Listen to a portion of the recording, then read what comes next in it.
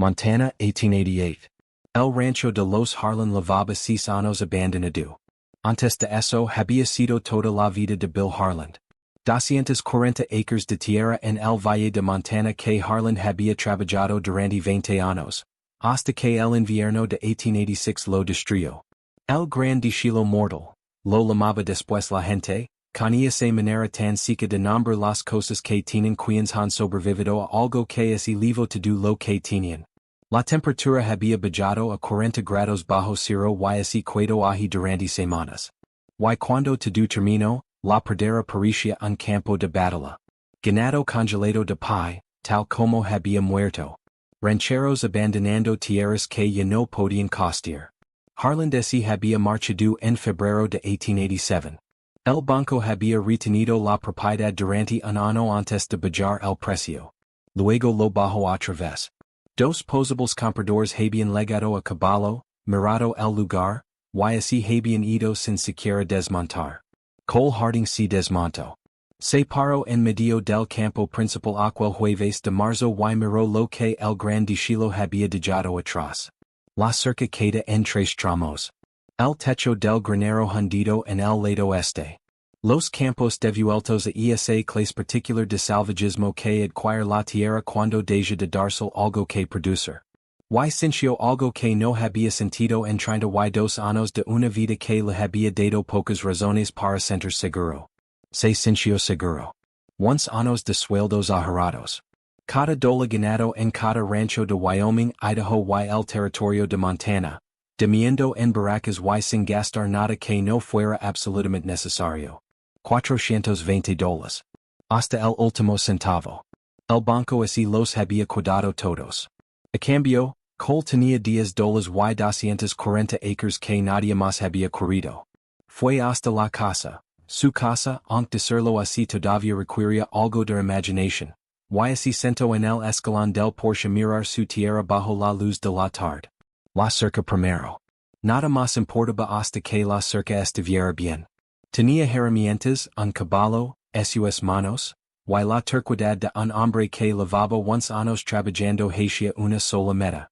Todavía estaba planeando el orden de las tareas cuando escuchó cascos de caballo en el camino. Una mujer joven, montada en un caballo muy fino, entraba por su portón, mirando la propiedad con la expresión de alguien que liga a entregar una noticia que no está segura de que será bien recibida. Cole se puso de pie. Se colocó el sombrero. Y esperó. Se llamaba Abigail Whitmore. Él todavía no lo sabía, pero por la calidad del caballo, el corte de su ropa de monta, y la manera en que se sentaba en la silla con la soltura de alguien que monta desde antes de saberlir, supo que no venía de la parte pobre del condado de Clearwater. Ella detuvo su caballo en el borde del patio y lo observó. Tenía 22 años, ojos azules directos que evaluaban una situación antes de decidir cómo responder. Y eso era exactamente lo que estaba haciendo en ese momento. Señor Harding, dijo. Señorita, respondió él. No le había dicho su nombre a nadie, lo que significaba que ella ya lo sabía antes de venir.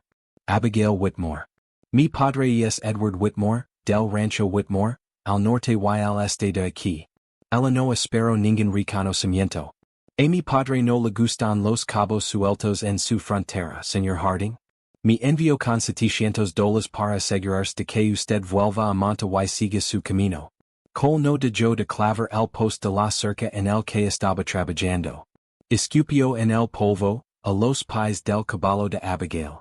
Dígale a su padre que así quid con sus $700. Dijo. Esta tierra me costó 11 años de calos en las manos.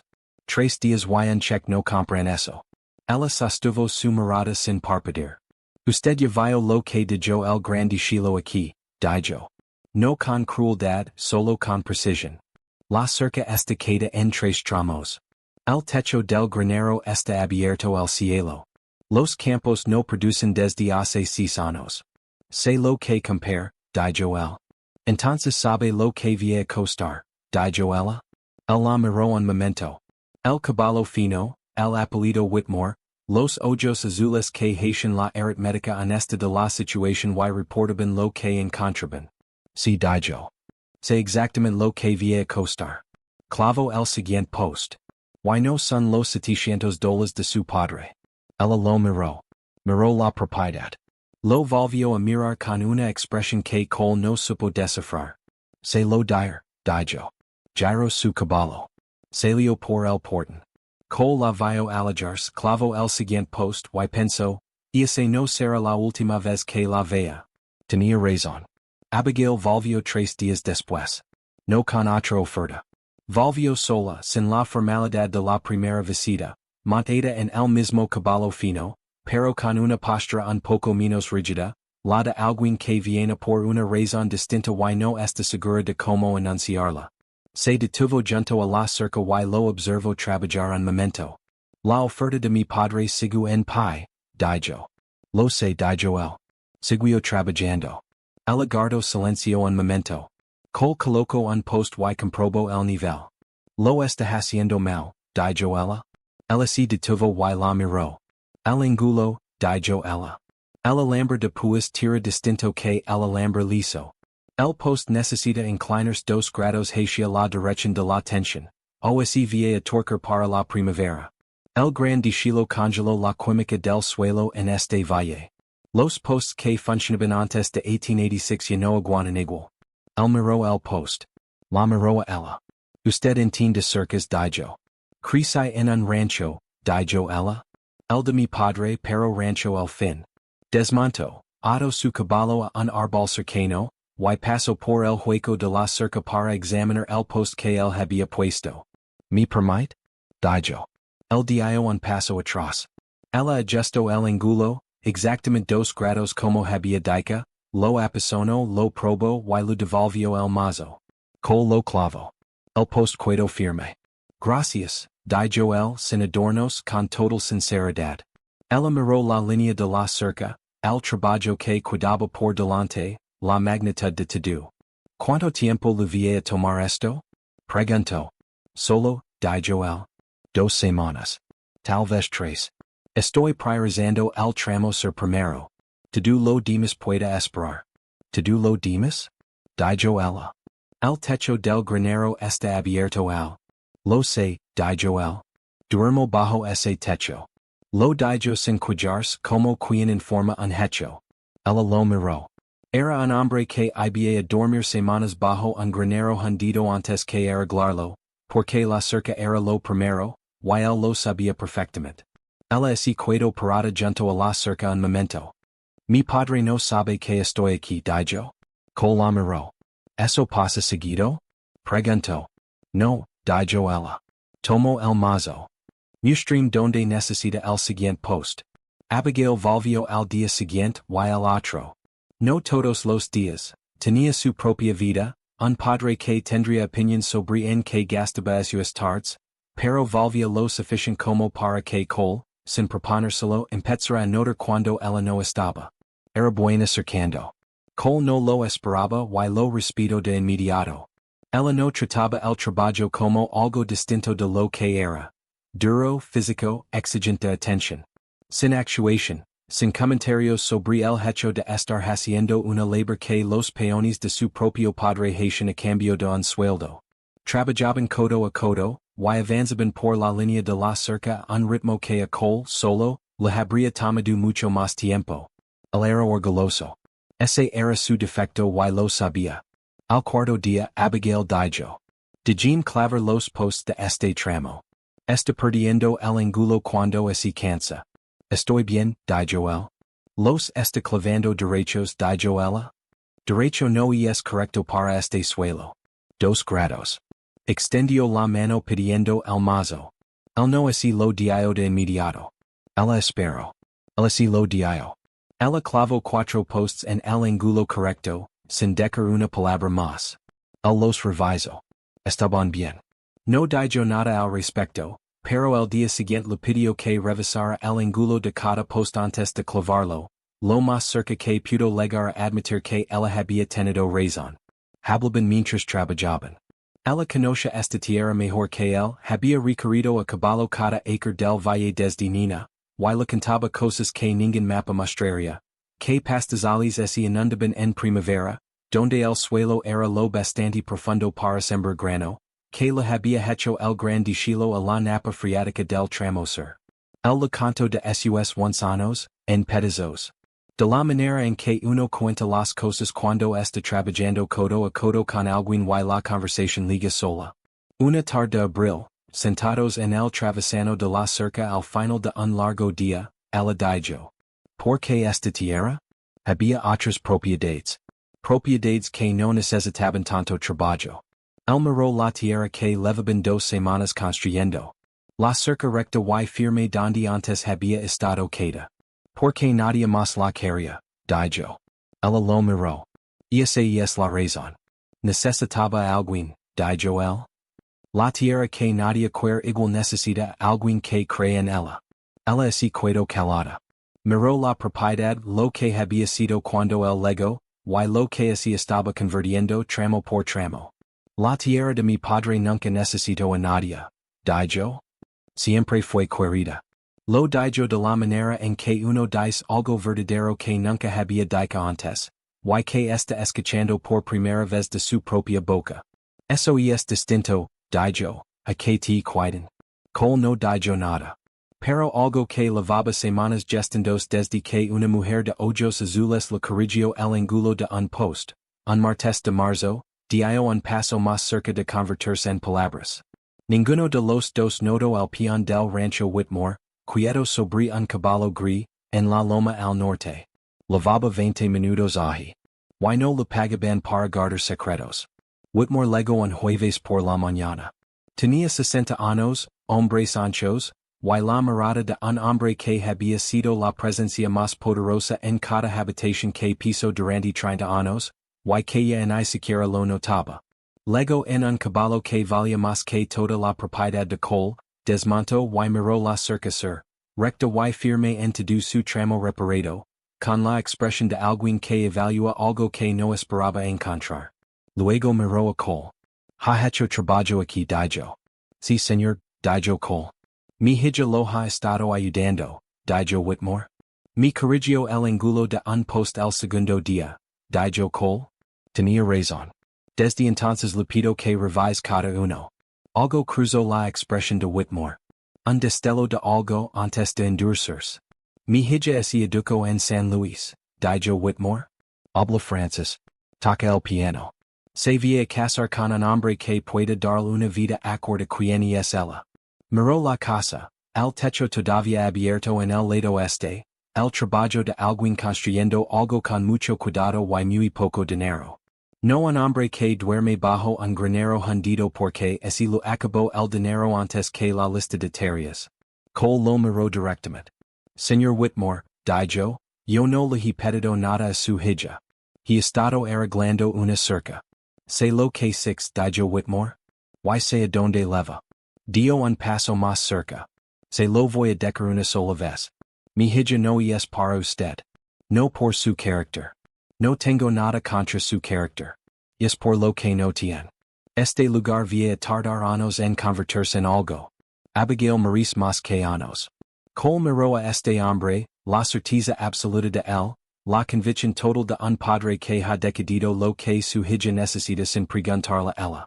Con todo respeto, señor Whitmore, dijo, creo que eso es decisión de ella. Los ojos de Whitmore se endurecieron de esa manera particular de un hombre a quien no le han hablado así en mucho tiempo. No mientras siga siendo mi hija, dijo. Montó su caballo. Se fue sin mirar atrás. Cole se quedó parado en su patio viéndolo alejarse, pensando en una mujer que había dicho. Eso es distinto a Katie Quiden. Volvió al trabajo. Tenía posts que clavar. Su orgullo le decía que no necesitaba la aprobación de nadie para clavarlos bien. Los clavo bien de todos modos. Antes de seguir, quiero preguntarles algo distinto hoy. La mayoría de ustedes, escuchando en este momento, están en medio de algo. Tal vez van manejando. Tal vez están cocinando, doblando ropa, o sentados en un Porsche viendo caer la tarde.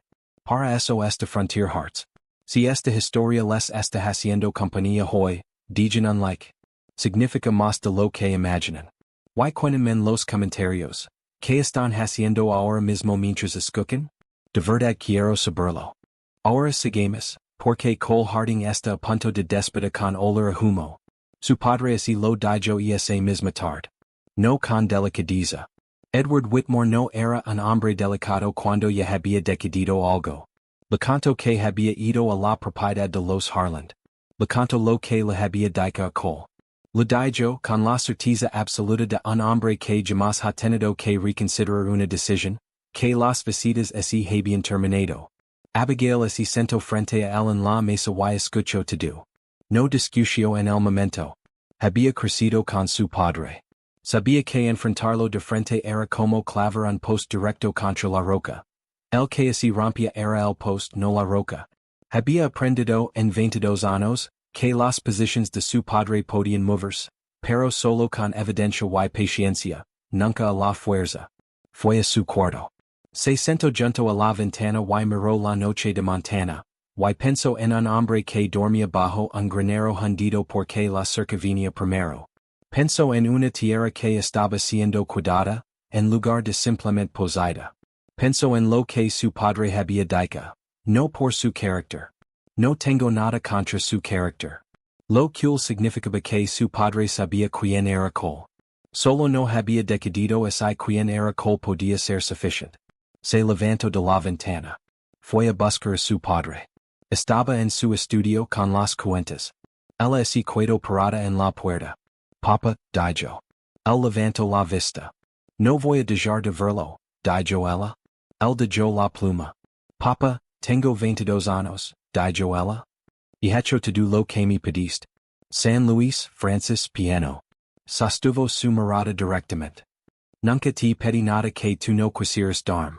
Ella se quedó muy quieto. Te lo estoy pidiendo ahora, dijo ella. No tu aprobación. Tu confianza en que conozco mi propia mente. Él la miró un largo instante. Esta hija que tenía los ojos de su madre, la terquedad de él, y algo más que era completamente suyo. Él no tiene nada, dijo Whitmore. Tiene todo lo que importa, dijo ella. Se fue antes de que él pudiera responder. Whitmore así quedó sentado en su estudio mucho rato. Había construido 5,000 acres y un apellido en 3 condados. Su hija acababa de mirarlo como lo miraba su madre cuando él se equivocaba en algo. Tomó la pluma. La volvió a soltar. No podía recordar la última vez que había sido incapaz de trabajar. Luego junio y col siguió trabajando. La cerca estaba terminada. Se mudó al campo principal. Primero el desmalizado, luego el arado de un suelo que llevaba 6 años compactado sin que nadie le pidiera nada. Lo hizo con un caballo, un arado, y la paciencia particular de un hombre que entiende que a la tierra hay que convencerla tanto como trabajarla. Sembró avena en el tramo norte.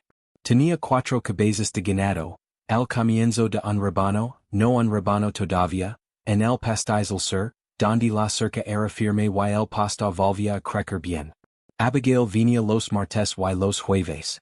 Le había dicho a su padre que había. Él no la había detenido, lo cual no era aprobación, sino una especie de reconocimiento agotado de que ella iría de todos modos. Ella traía su conocimiento del valle y su destreza, y no le hacía más fácil a col ser orgulloso que tener razón. Cuando él clavaba un post mal, ella así lo decía. Cuando sembró el tramo norte, ella le dijo que el drenaje era demasiado rápido para la avena común, que necesitaba una variedad de temporada más corta, o la perdería con la primera helada. Él la escuchó. Resembró con la variedad más corta. Ella notó que él había parcado el techo del granero, no como corresponde, solo lo suficiente para dejar de dormir bajo el cielo, usando materiales que claramente había rescatado del tramo este derrumbado, en lugar de comprarlos. Ese parche no vía aguantar el invierno, dijo ella. Lo sé, dijo él. Vía aguantar hasta que pueda pagar para hacerlo bien. Ella miró el techo parcado. Lo miró a él. Pensó en un hombre que hacía las cosas en el orden correcto, en lugar del orden cómodo, que había aceptado su corrección sobre los posts de la cerca después de un solo día de orgullo, y que desde entonces le pedía que revisara cada uno. Y entendió que su orgullo no era del tipo que se niega a estar equivocado. Era del tipo que necesita un momento para aceptarlo, y luego sigue adelante. Eso era distinto. Miró el pastizal sur, donde cuatro cabezas de ganado pastaban en hierba que no se pastaba desde hacía 6 años. Cuatro no era 60, pero ella podía ver, en la manera en que él las había posicionado y en cómo manejaba la rotación del pastizal, que Cole entendía exactamente cómo se pasaba de 4 a 60, y tenía la intención de lograrlo. Cole dijo ella. Él levantó la vista. La avena del campo norte, dijo ella. Reciembre también el tercio este con otra variedad. El gran deshilo cambió el drainage allí de forma permanente. Él miró el campo norte un momento. ¿Está segura? Dijo. He visto drenar ese campo desde que tenía 8 años, dijo ella. Él miró el campo. La miró a ella. Está bien, dijo. No dijo gracias. No hacía falta. A la mañana siguiente resembró el tercio este. Y ninguno de los dos notó que la loma del norte estaba vacía, que el caballo gris y el peón de los Whitmore ya no estaban, y que el capataz lavaba desde la noche anterior de vuelta en la casa Whitmore, con un informe para Edward Whitmore. Cole estaba preparado para la furia de Whitmore. No estaba preparado para lo que realmente vino. El incendio empezó en el granero este de Whitmore un miércoles por la noche de julio. Un faro volcado en la oscuridad. Nadie supo nunca con certeza. Ya era pasada la medianoche cuando sonó la alarma, con el granero este ya completamente envuelto en llamas, visibles desde la propiedad de Cole como un resplandor en el horizonte norte. Cole olió el humo antes de verlo. Estaba fuera de su cama y ensalado en 4 minutos, cabalgando hacia el norte antes de haber decidido concha hacer nada, operando con el instinto particular de un hombre que ha trabajado en ranchos toda su vida y sabe lo que significa la violencia del fuego. Para cuando llegó, la operación de Whitmore era un caos organizado. Una fila de baldes desde el pozo principal, peones trabajando para mantener el fuego lejos de la casa y del granero de equipos. El granero este ya estaba perdido, eso se había aceptado. Pero el granero de cría, el que albergaba los cementerios Morgan de Whitmore y sus mejores yeguas cuarto de milla, animals que representaban 20 años de cuidadosa selección de lineage, estaba a solo 6 metros del granero este, y el viento soplaba mal. Las puertas del granero de cría estaban trabadas. Adentro los caballos gritaban. Cole pudo ver desde donde se detuvo, que nadie había hacia el granero de cría. Se acercó el capataz. Los caballos, dijo Cole. El techo vía caer, dijo el capataz. No voy a mandar hombres bajo eso, dijo el capataz. Era un hombre práctico haciendo un cálculo práctico. Cole miró el granero de cría. Miró el techo, la manera en que el humo salía entre las tablas, el patrón específico que le decía cuánto tiempo cuidaba. Desmontó. Se sacó el pañuelo, lo mojó en el bebedero, y lo ató sobre la cara, y abrió el pestillo de la puerta del granero de cría. El capataz lo agarró del brazo. Vía morir ahí adentro. Cole lo miró. ¿Cuántos caballos? Dijo. Once, dijo el capataz. Cole entró. El humo adentro era una cosa viva. No el humo limpio de un fuego al aire libre, sino el humo denso y direccional de un espacio cerrado donde la combustión llevaba una hora acumulándose. Cole se movió guiándose por el sonido. Los caballos estaban en pánico total, cascos golpeando las paredes de los establos. El terror particular de animals que entienden el peligro y no pueden alcanzar la puerta. Encontró el primer establo el tacto, le puso el cabestro a un cemental Morgan que intentaba destruir todo a su alcance, y le habló como si lo habla un animal que ya no razona. No con palabras, sino con el tono, y esa frecuencia específica que dice, yo no soy el peligro. El caballo lo dejó guiarlo hacia la puerta. Volvió establo por establo, viaje por viaje, perdiendo la cuenta. En el cuarto viaje, una viga arriba de el crujió con el sonido de una estructura decidiendo su propio plazo. Sacó el caballo. Volvió a entrar. Iba en el octavo caballo cuando las piernas dejaron de responder y cayó de rodillas entre la paja. El caballo que lavaba lo arrastró de vuelta a sus pies por puro impulso, y Cole se sostuvo del cabestro y se dejó arrastrar hasta la puerta. Afuera, lo golpeó, y se sentó en la tierra porque eso fue lo que su cuerpo decidió hacer. Quedaban 3 caballos adentro. Se levantó. El capataz así le puso en front. El techo vía caer. 3 más dijo Cole. No pueda, dijo el capataz. Cole lo esquivó. Volvió a entrar por los 3 últimos. Cuando salió por última vez, el techo cayó 12 segundos después de que cruzara la puerta. Un sonido como el fin del mundo. Y Cole volvió a sentarse en la tierra, con los ojos tan llorosos que no podía ver. Y escuchó la voz de Edward Whitmore, no dirigida a él, solo present, la voz de un hombre que liga una esquina y hace inventario. Cole lo escuchó cantar los caballos. What? Lo escuchó dejar de cantar. Luego escuchó pasos en la tierra, y una mano en su brazo. Y Edward Whitmore levantó a Cole Harding del suelo y sostuvo su brazo hasta que se estabilizó. Y ninguno de los dos dijo una palabra. El humo le había hecho algo a los pulmones de Cole. No de forma permanente, el peón que tenía algo de conocimiento médico lo dijo con la confianza cautelosa de alguien operando al límite de lo que sabía. Pero durante las siguientes semanas, el trabajo pesado iba a ser un problema. La labor física, bajo el calor del verano de Montana, con los pulmones comprometidos, no era algo de lo que un cuerpo así recuperara rápido. Cole entendió lo que eso significaba. Su avena estaba sembrada. Su cerca estaba firme. Sus 4 cabezas de ganado estaban en el pastizal sur. Pero el trabajo de fin de verano, la siega, la cosecha, la preparación para el invierno, iba a requerir algo que en ese momento él no tenía. Volvió a casa la mañana después del incendio. Se sentó en su Porsche, miró su propiedad, y hizo cuentas. Al segundo día después del incendio, 2 peones de Whitmore aparecieron en el portón de Cole. Sin mensaje, sin explicación. Ataron sus caballos y fueron al campo norte, y empezaron a seguir con los movimientos eficientes de hombres a quienes les han dado una tarea y simplemente la cumplen. Cole salió de la casa.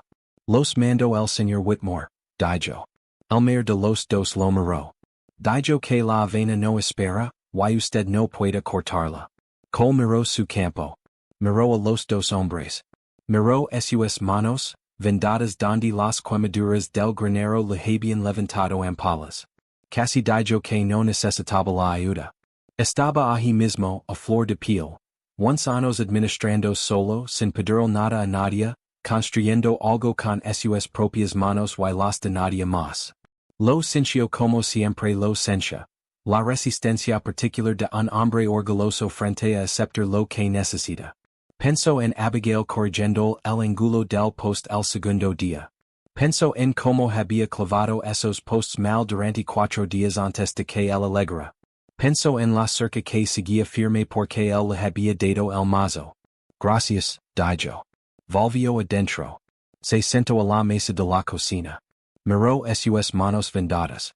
Afuera, podía escuchar a los hombres de Whitmore cortando su avena. Nunca antes nadie le había cortado su avena. Se quedó con eso mucho rato. Fue lo más difícil de todo ese verano. Y fue lo que lo cambió. Whitmore legó a la propiedad de Cole 10 días después del incendio. Sin avisar. Apareció en la cerca sur a caballo, desmontó, entró por el portón, y recorrió la propiedad de la misma manera en que había recorrido su propia tierra durante 40 años. Mirándolo todo leyéndolo, llegando a conclusions sin pedir opinión. Cole caminó con él. No hablaron mucho. Whitmore miró el trabajo de la cerca, el alambre de púas bien tendido, los posts en el ángulo que Abigail había establecido el segundo día. Miró el campo de avena, y cortado y apilado por sus propios hombres. Miró el techo del granero, el parche que no aguantaría el invierno. Miró las 4 cabezas de ganado en el pastizal sur. En la cerca sur se detuvo. Puso la mano en un post y lo probó. Firme. 2 grados hacia la tensión. Exacto. El gran deshilo, dijo Whitmore. Harlan lo perdió todo en febrero del 87. Lo compare parte de su ganado a 10 centavos por $1 cuando así fue. Lo dijo sin orgullo solo como un hecho. Levo 6 años observando esta tierra. Se lo que era y lo que necesita. Yo también digo col. Col harding paso once años ahorrando $420. Los gasto en una propiedad que el gran dishilo había destrozado, y que nadie más quería. La cerca queda, el granero hundido, los campos vueltos a la naturaleza después de 6 años sin que nadie les pidiera nada. Desmonto. Se paro en el campo principal y sintió certeza sobre algo que nadie más podía ver. Y esa certeza es toda la historia. Un hombre que vio en que podía convertirse una tierra abandonada, y tuvo la paciencia de sacarlo adelante, post por post, tramo por tramo, en el orden correcto en lugar del orden cómodo. Una mujer que llegó a comprarla y así puedo a ayudar a arreglar la cerca, y encontró, en algún punto entre el ángulo de los postes y las tardes de abril, que lo que él estaba construyendo era algo de lo que ella quería formar parte. Y un padre que había construido 5,000 acres a partir de $30 y un ralo de dormir, y que en algún momento de esa construcción había olvidado que lo que en realidad estaba haciendo era una vida, y que una vida así construye con carácter, no con hectáreas. Lo recuerdo un miércoles de julio, cuando un hombre volvió a entrar un granero en Lamas, después de que la viga del techo así rayera, por unos caballos que pertenecían a su enemigo. Sin cálculo, sin actuación, sin público. Solo porque quedaban 3 caballos más adentro. Pienso en eso, en lo que revela. No solo sobre col, sino sobre todos nosotros. Lo que hacemos cuando no le debemos nada a nadie y nadie está mirando y es la única medida honesta de quien somos. Edward Whitmore había construido toda su vida sobre esa medida. La reconoció cuando finalmente la vio. La verdadera medida de un hombre nunca fue el tamaño de su rancho. Fue por lo que volvió cuando la viga así rayó. Que Dios bendiga a cada uno de ustedes que nos escuchan hoy. Hasta la próxima, sigan cabalgando. Bob Ashford, por siempre en la frontera.